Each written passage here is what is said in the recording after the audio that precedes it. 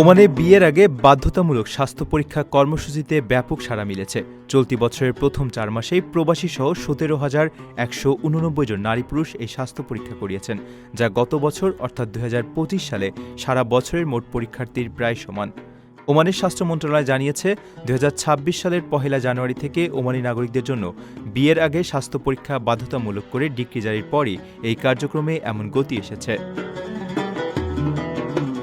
ক্রমবর্ধমান এই বিপুল চাহিদা মেটাতে ওমানের স্বাস্থ্য মন্ত্রণালয় দেশের বেশিরভাগ প্রাথমিক স্বাস্থ্যকেন্দ্রে এই সেবার পরিধি বাড়িয়েছে। এর পাশাপাশি চিকিৎসকদের বিশেষ প্রশিক্ষণ দিয়ে ২০টির বেশি বেসরকারি চিকিৎসা কেন্দ্রকেও এই পরীক্ষা পরিচালনার অনুমোদন দেওয়া হয়েছে। প্রাথমিক হিসাব অনুযায়ী স্বাস্থ্য পরীক্ষা করানো ব্যক্তিদের মধ্যে ৯৩% ওমানি নাগরিক এবং বাকি ৭% প্রবাসী। বিয়ের আইনি আনুষ্ঠানিকতা আরও সহজ ও দ্রুত করতে তাওয়াফুক নামের একটি ডিজিটাল প্ল্যাটফর্ম চালু করা হয়েছে, যা সরাসরি নোটারি পাবলিক সিস্টেমের সঙ্গে যুক্ত। এছাড়া গত বছর শুরু হওয়া মেক ইউর স্টার্ট রাইট শীর্ষক দেশব্যাপী সচেতনতামূলক প্রচারণাও এই কর্মসূচির সাফল্যে বড় ভূমিকা রেখেছে।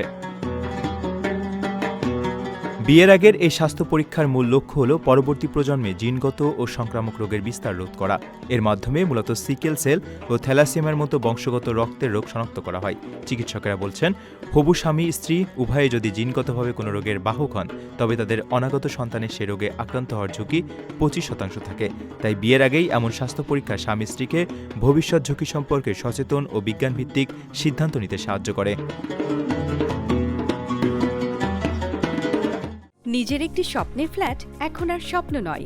প্রবাসীর সিটিতে শুরু হয়েছে ৬ বছর মেয়াদী সহজ কিস্তিতে ফ্ল্যাট কেনার দারুণ সুযোগ। এক ঠিকানায় আধুনিক জীবনযাপনের সব সুবিধা, নিরাপদ, পরিকল্পিত ও বিদেশের মতো স্মার্ট পরিবেশ।